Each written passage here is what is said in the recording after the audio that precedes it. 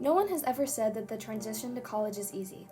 Incoming freshmen face many challenges, like new classes, new learning environments, the ability to make their own choices about their food, and so many other decisions they've never had to think about.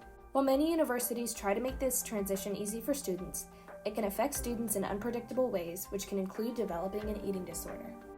Eating disorders can often be about control, and if a student is finding the transition to college more difficult than they believe they can handle, they may look for any aspects of their life they can take control over.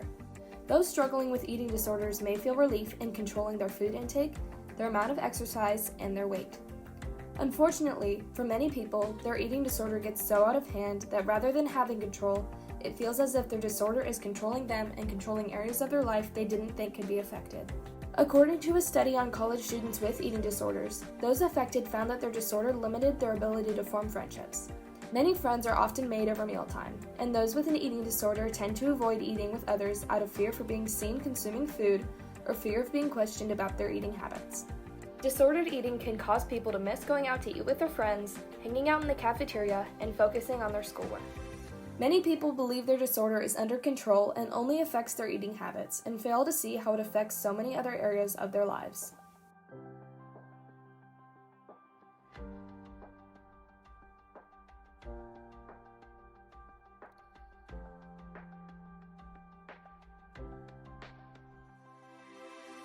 These disorders are not something that happens overnight.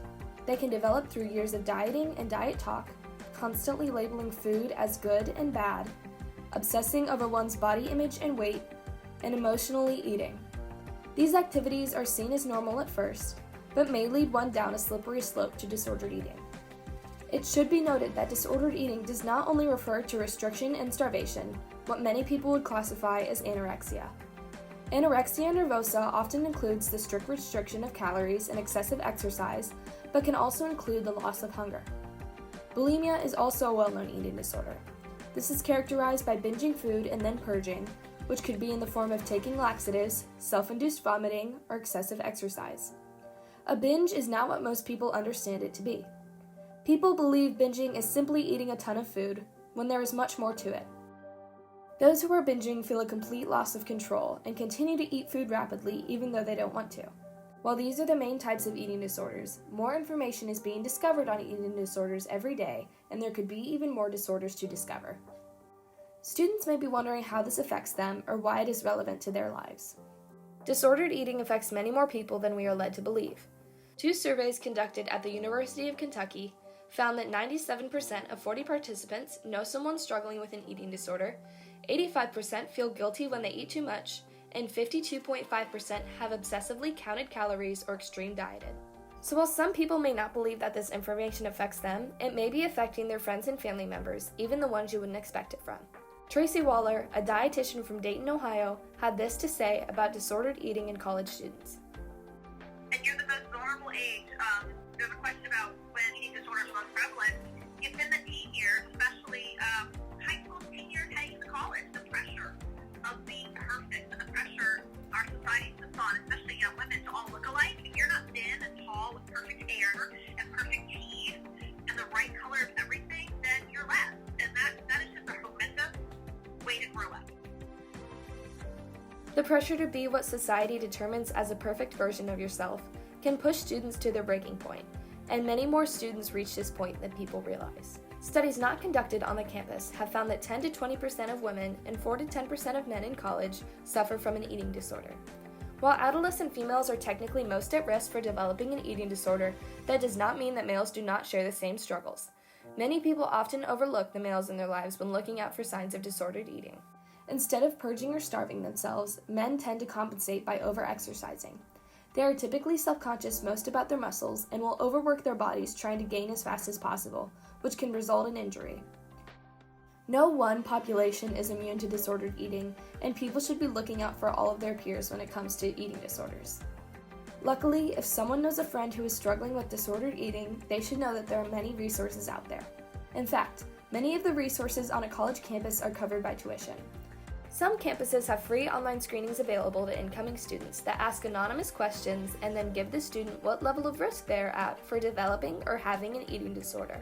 The University of Kentucky does not have this in place, however, it is still easy to look up online. Luckily, there are many treatment plans that the university does have available for college students diagnosed with an eating disorder. One of the treatments the university suggests is therapy.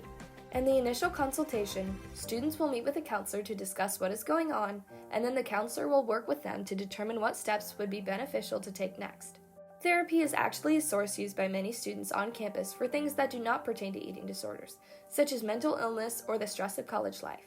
Because of this particular resource can become limited. However, this information should not deter anyone from seeking out therapy on campus as an option. Another treatment option on campus is nutritional counseling. There, students can meet with a dietitian and discuss nutritional needs, meal planning, and weight restoration or stabilization. Ongoing support is also available after the initial consultation.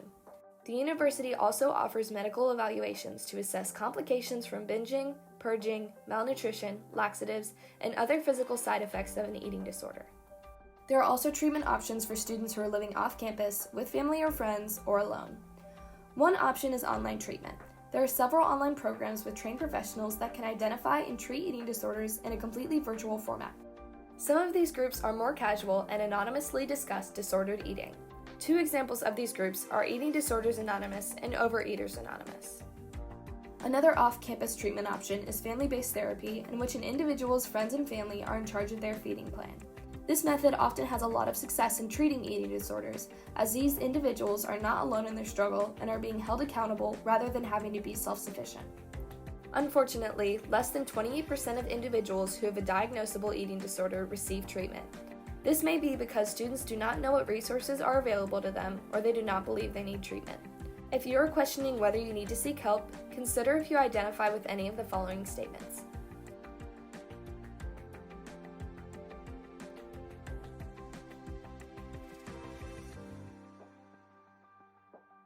If any of these statements describe you or a friend, the University of Kentucky encourages you to use the resources surrounding disordered eating.